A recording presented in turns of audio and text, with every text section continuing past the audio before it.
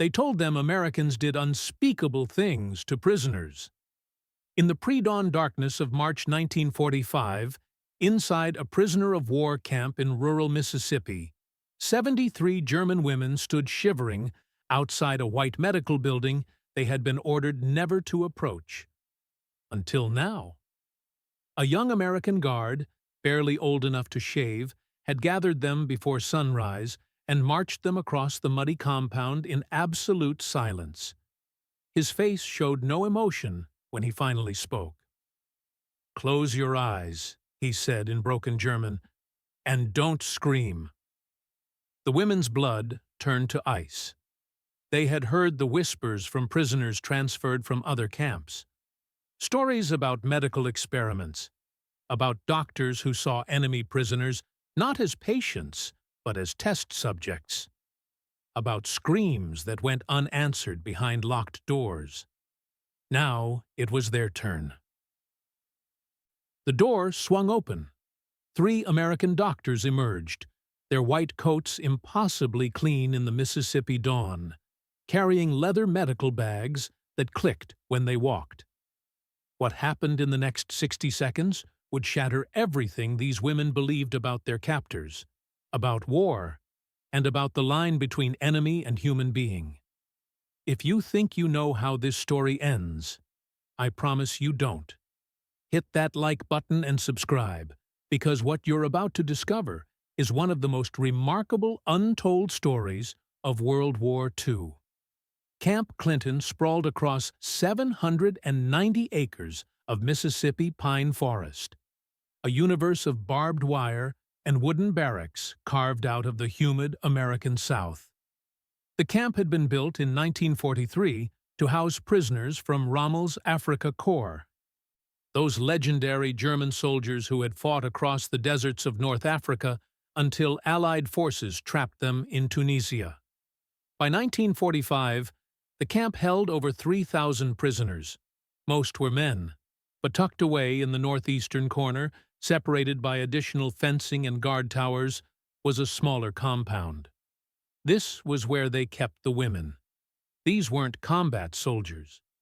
Germany's military doctrine kept women away from the front lines, but total war had blurred every line.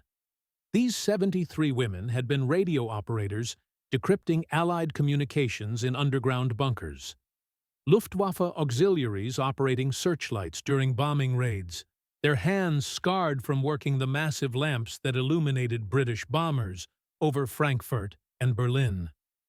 Nurses who had worked in field hospitals so close to the fighting they could hear artillery, clerks and typists who had processed deployment orders that sent men to their deaths. They were the Helferinnen, the helpers, the women who kept Germany's war machine functioning when every German man was either fighting, wounded, or dead. Their journey to Mississippi had been surreal, captured in the final chaotic months of the war as Allied forces swept through Germany. Herded onto ships crossing the Atlantic, a crossing that felt endless, with nothing but ocean in every direction. Landing in New York Harbor, seeing the Statue of Liberty while wearing prisoner markings. Being transported south through states they had only heard about in propaganda. Seeing American farmland and small towns that looked nothing like the bombed-out ruins of Germany. And finally arriving at Camp Clinton, where pine trees replaced the rubble they had left behind. The camp routine was strict, but not brutal. Wake at dawn, roll call, work assignments, mainly laundry, cooking, cleaning, maintaining the camp itself, meals that were basic but adequate. Evening hours when they could write letters, play cards, talk among themselves. It was prison, but it wasn't the hell they had been led to expect. The guards were professional, maintaining distance, but not cruelty. The food was plain but filling. The work was hard but not abusive. It was confusing. The women had been taught that Americans were barbarians, that they showed no mercy to prisoners, that capture meant certain torture and probable death. Every day that passed without brutality was another crack in the foundation of everything they believed. But the medical building remained a source of dread. It stood apart from the other structures, painted white instead of the dull brown of the barracks, windows that were always covered, guards who never joked when they stood outside it. And the women who went inside for medical examinations came back silent, refusing to talk about what happened. That silence was more terrifying than screams would have been. Elizabeth Hoffman had been watching the medical building for 3 weeks, ever since she developed a persistent cough that left her gasping for breath. She knew what it might be: tuberculosis or pneumonia. Either could kill her in the crowded conditions of the camp. She needed medical care, but the thought of entering that building made her physically ill with fear. Now, standing outside it, with 72 other women, Elizabeth felt certain she was about to discover why the others wouldn't speak. The American guard who had ordered them to close their eyes was young, maybe 19. His German was terrible, heavily accented, grammatically wrong. But the words were clear enough. "Close your eyes. Don't scream." Elizabeth closed her eyes. She heard the medical building door open with a creak that seemed impossibly loud in the silence. She heard footsteps on wooden stairs, multiple people walking, the click of medical bags. She heard the doctors stop in front of the line of women. And then she heard something unexpected. A gentle voice speaking in careful, slow German. "You can open your eyes now. We're here to help you.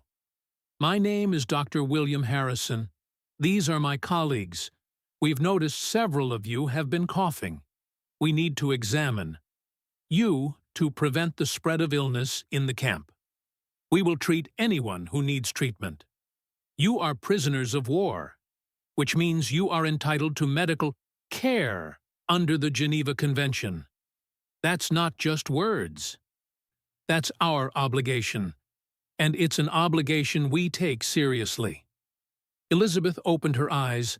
The scene before her didn't match her expectations at all. Dr. Harrison looked nothing like a monster. He was perhaps 50, with gentle eyes behind wire-rimmed glasses and a soft southern accent that made his broken German sound almost musical. His white coat was clean, but not new, bearing the faint stains of long use. His medical bag was worn leather, clearly carried for years. This was a working doctor, not an experimenter. The other doctors looked the same: professional, tired, human. "Who has the worst cough?" Dr. Harrison asked. Nobody moved. The women stood frozen, still processing this impossible reality. A doctor who spoke to them kindly, who explained what he was doing, who talked about obligations and Geneva Conventions. Finally, Elizabeth raised her hand. It was a small gesture, almost childlike. "I do," she said quietly. Dr. Harrison nodded and gestured toward the medical building. "Please, come inside. I need to listen to your lungs. It won't hurt. You can bring a friend if it makes you more comfortable." Bring a friend. The words were so unexpected that Elizabeth almost laughed. No German doctor had ever suggested she bring someone for moral support during a medical examination. The idea was kind, human, completely wrong for everything she'd been taught to expect from Americans. Inside the medical building, the examination room was clean and well lit. Not sinister, not threatening, just medical.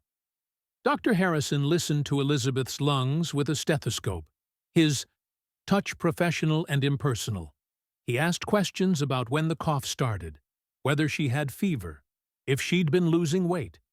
Then he explained what he suspected. "You have a lung infection, probably bacterial pneumonia. It's treatable. But you need antibiotics. We have penicillin. I'm going to start you on a course of treatment today. You'll need to come back every day for injections for the next 10 days. After that, we'll reevaluate." Elizabeth stared at him. "You're going to treat me? With medicine?" Dr. Harrison looked puzzled. "By the question." "Of course. You're ill. I'm a doctor. That's what doctors do." He said it as if it were the most obvious thing in the world. And maybe for him, it was. Elizabeth received her first penicillin injection that morning. It hurt, but not the way she'd feared. It hurt the way medicine hurts. Sharp and brief, and followed by the knowledge that it was helping, not harming. When she walked back outside, the other women surrounded her immediately. "What happened? Did they hurt you? What did they do?" Elizabeth shook her head, still processing her own disbelief. "They examined me. They diagnosed pneumonia. They gave me medicine. They treated me like a patient." The words hung in the air. Over the following weeks, the reality of American medical care became undeniable. Women with dental problems received treatment from camp dentists. Those with vision problems got glasses. A woman who broke her arm falling in the shower had it set and casted properly.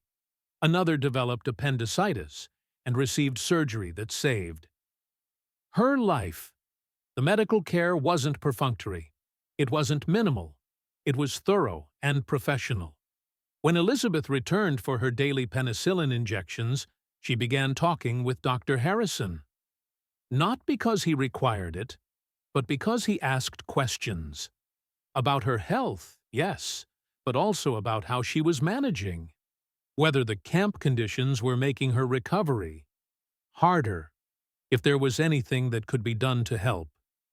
It was the kind of bedside manner that good doctors practice with all patients, regardless of who they are. One day, Elizabeth asked the question that had been haunting her. "Why do you treat us like this? We're your enemies. Germany did terrible things. Why show us mercy?" Dr. Harrison considered this for a long moment. "You're not my enemy," he finally said. "Your government was my enemy. Your military was my enemy. But you're a person who is sick and needs medical care. That's all I need to know to do my job." "But the things Germany did—" Elizabeth couldn't finish the sentence. The weight of it was too heavy. The concentration camps had been discovered. The full horror of the Holocaust was emerging. She knew what her country had done. "Doctor." Harrison's voice was gentle but firm. "I know. The whole world knows now. And those responsible will be held accountable. But you're here because you operated a radio. Not because you committed war crimes. You were a nurse trying to save wounded soldiers. Those are different things. And even if they weren't, even if you had committed crimes, my obligation as a doctor wouldn't change.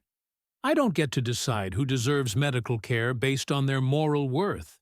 If I did that, I wouldn't be a doctor. I'd be something else." This conversation changed something fundamental in Elizabeth's understanding of the world. She had grown up in a system that categorized people: Aryans and non-Aryans, citizens and enemies, those who deserved care, and those who deserved destruction. Dr. Harrison operated from a completely different framework: sick and not sick, patient and not patient, human being in need. That was it. That was the only category that mattered. Elizabeth's pneumonia cleared after 2 weeks of treatment. The cough that had been stealing her breath gradually disappeared. Her energy returned. She could work without gasping, sleep without waking from coughing fits. The medicine had worked. Dr. Harrison had kept his word. She was cured. The other women noticed the change. noticed that Elizabeth had gone to the medical building sick and come back healthy. Noticed that she spoke about the American doctors not with fear, but with something close to gratitude. When the next medical examination was announced, fewer women tried to avoid it. They went willingly. They lined up. They followed instructions. And they came back telling stories that confirmed what Elizabeth had experienced. The American doctors were professional. They explained what they were doing. They treated illnesses. They caused no harm. The medical building slowly transformed in the collective imagination of the camp, from a place of dread to a place of healing, from a symbol of American cruelty to evidence of American humanity. This shift was profoundly destabilizing. These women had been raised on Nazi propaganda about American barbarism. They had been told that Americans were racially inferior, morally corrupt, incapable of civilization. Yet here they were, receiving better medical care as prisoners of war than many German civilians were getting in bombed-out German cities. The cognitive dissonance was overwhelming. If Americans were capable of this level of professional medical care, this level of adherence to international law, this level of simple human decency toward their enemies, then what else had they been lied to about? If this was barbarism, what was civilization? If this was racial inferiority, what was superiority? The questions were dangerous, and they spread. Women talked quietly in the barracks at night, comparing their treatment as prisoners to how they knew prisoners were treated in German camps. There was no comparison. They had heard the stories. They knew what happened to prisoners in concentration camps. They knew what happened to prisoners of war in camps run by the SS, starvation, beatings, medical, experiments that killed. They had heard about Auschwitz, about Dachau, about Buchenwald. They had dismissed those stories as Allied propaganda. But now, faced with how Americans actually treated prisoners, the stories about German camps became harder to dismiss. If Americans treated enemies this way, with care and professionalism, then German camps that didn't do the same were choosing cruelty. The months that followed brought more revelations. In May, Germany surrendered. The war in Europe ended. The women waited nervously to see how their status would change. Would the Americans, no longer needing to maintain appearances, reveal their true nature now that victory was secured? Would the mask of civility finally drop? Instead, conditions improved. With the war over, there was less pressure on resources. Rations increased. The Red Cross gained more access, bringing packages and letters. Educational programs started, English language classes taught by American volunteers.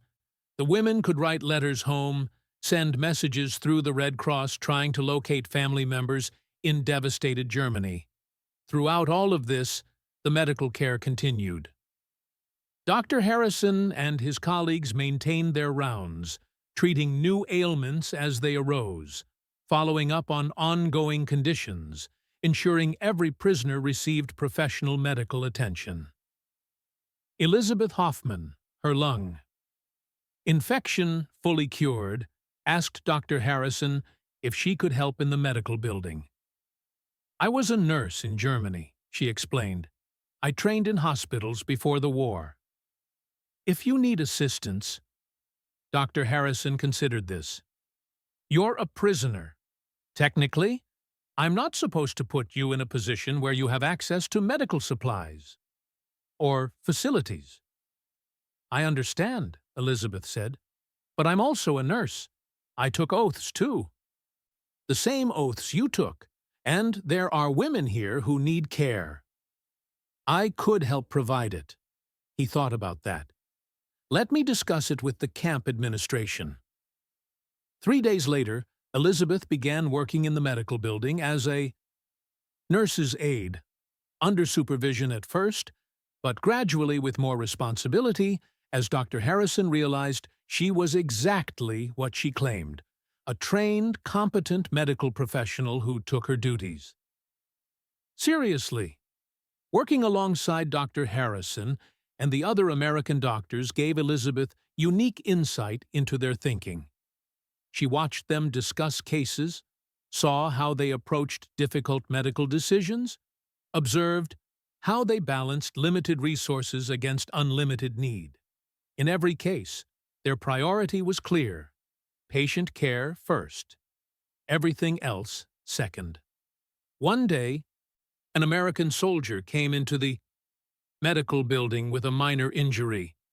While Dr. Harrison treated him, Elizabeth prepared supplies for the next patient, who was a German prisoner.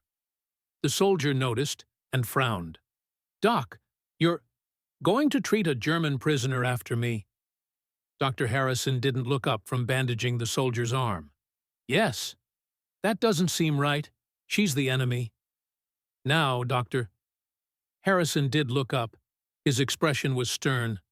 "She's a patient. So are you. I treat patients. That's my job. If you have a problem with that, soldier, you can take it up with my commanding officer. But I can tell you right now what he'll say. He'll say I'm doing my job exactly as I should, because that's what being a doctor means." The soldier left, chastened. Elizabeth felt something shift in her understanding of professionalism, of duty, of what it meant to truly honor an oath in circumstances that tested every principle you claim to hold. The German women prisoners gradually began to understand something profound. They had been on the wrong side. Not just militarily, that was obvious now that Germany had lost, but morally. Their government had built a system based on the idea that some people mattered and others didn't, that some lives were valuable and others were expendable, that enemies deserved only destruction, never mercy. The Americans, their supposed enemies, operated from a completely different principle. Every person had inherent worth. Every patient deserved care. Every prisoner had rights that must be respected. Even enemies, even in war, even when it would be easier and more emotionally satisfying to simply destroy them. This wasn't weakness. This was strength. It took strength to show mercy when you had the power to destroy. It took courage to treat enemies with dignity when they had shown you none. It took moral clarity to honor your principles, even when doing so was difficult and costly. Germany had lost more than a war. Germany had lost a fundamental moral battle about how human beings should treat each other. The women prisoners at Camp Clinton learned this lesson not through lectures or propaganda, but through direct experience. Through being on the receiving end of mercy they didn't deserve from enemies they had been taught to hate. Through watching American doctors honor their oaths even when the patients were German. Through realizing that civilization meant adhering to moral principles, especially when it was hardest to do so. When the time came for repatriation, when ships began carrying German prisoners back to a devastated Europe, the women of Camp Clinton brought something unexpected home with them. They brought memories of how enemies had treated them with humanity. They brought understanding that cruelty was a choice, not a necessity. They brought living proof that even in total war, even between nations trying to destroy each other, individual, human beings could still choose mercy over revenge. Elizabeth Hoffman stood on the deck of the ship, carrying her back to Germany, watching the American coastline disappear behind her. She thought about that first morning outside the medical building, the fear, the certainty of torture, the command to close her eyes and not scream. She had closed her eyes, expecting horror. She had opened them to discover that her enemies were more humane than her own government had ever been. That revelation would shape the rest of her life. When she returned to Germany, Elizabeth found exactly the devastation she expected. Cities in ruins, food scarce, infrastructure destroyed, chaos and deprivation everywhere. She also found a shortage of medical professionals. So many doctors and nurses had been killed in the war or had fled. Those who remained were overwhelmed. Elizabeth went back to nursing.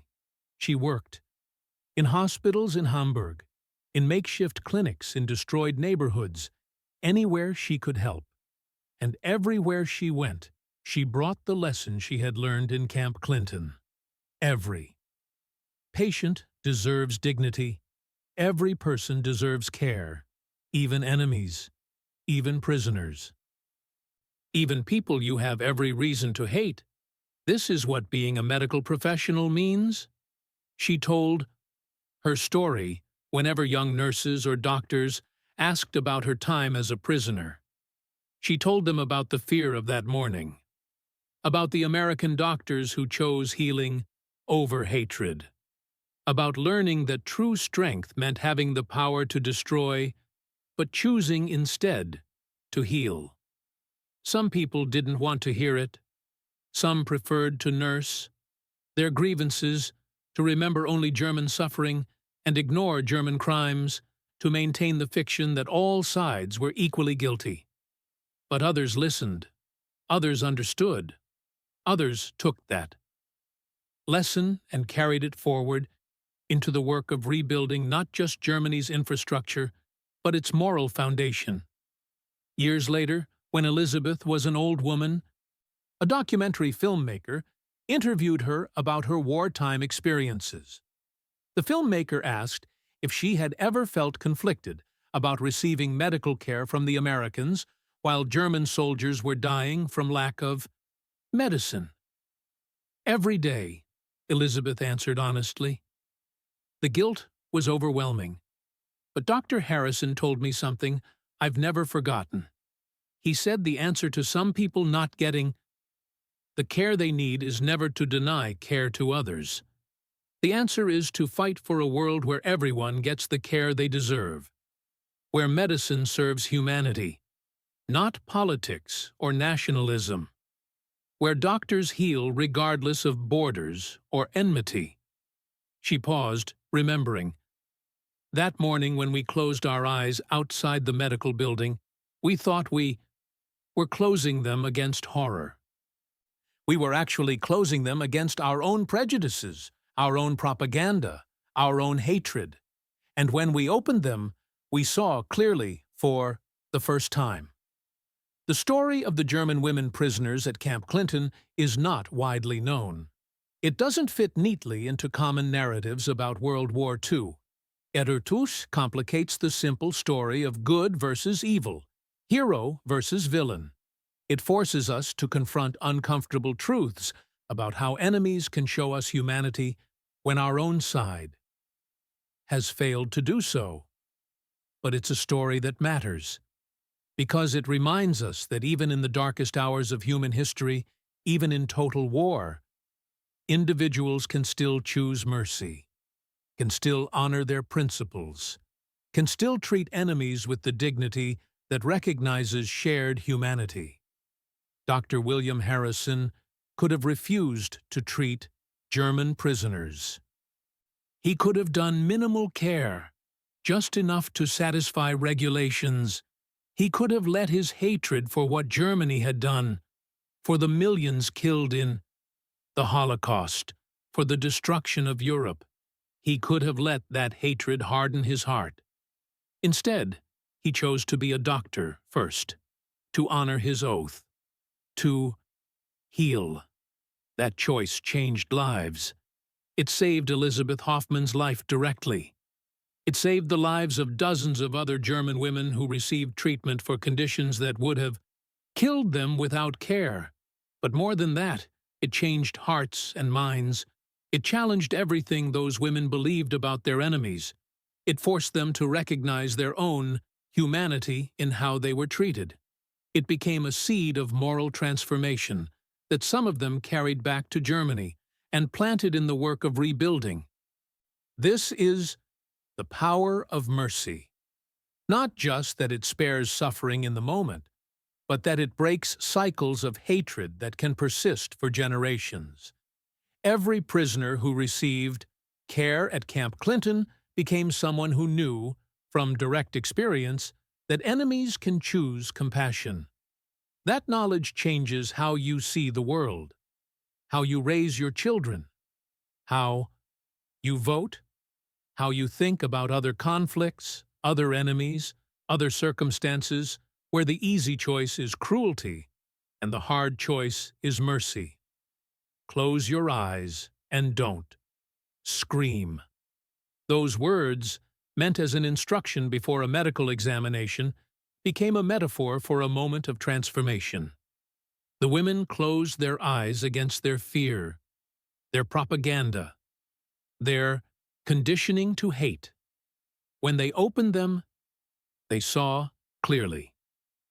They saw that the stories they had been told were lies. They saw that their enemies were human beings who chose mercy even when they had the power to destroy. They saw that true civilization requires more than military might. It requires moral courage, the courage to treat even enemies according to principles that transcend the immediate demands of conflict. The German women who passed through Camp Clinton in 1945 witnessed something remarkable. They witnessed what it looks like when a nation tries to live up to its highest ideals even in wartime, when doctors honor their oaths even when patients are enemies, when mercy is chosen over revenge not because it's easy or emotionally satisfying, but because it's right. That lesson, learned in the humid Mississippi morning outside a medical building that had been transformed from a source of terror into a place of healing, that lesson deserves to be remembered. Because we need it today, just as much as they needed it then. We need the reminder that enemies are still human, that hatred is a choice, that cruelty is not inevitable, that even in the worst circumstances, individuals can still choose compassion, that mercy is not weakness but strength, that healing is more powerful than destruction. If this story moved you, if it challenged you, if it made you think differently about enemies and war and the choices we make in extreme circumstances, then please hit that like button and subscribe. Share this story, because the more people who understand that mercy is possible even between enemies, the more likely we are to choose it in our own lives and our own times. The German women of Camp Clinton closed their eyes expecting horror. They opened them to discover hope. That transformation from terror to healing, from hatred to humanity, that's the story we all need to remember. Because it shows us what we're capable of at our best. And in a world that often shows us what we're capable of at our worst, that reminder is precious beyond measure.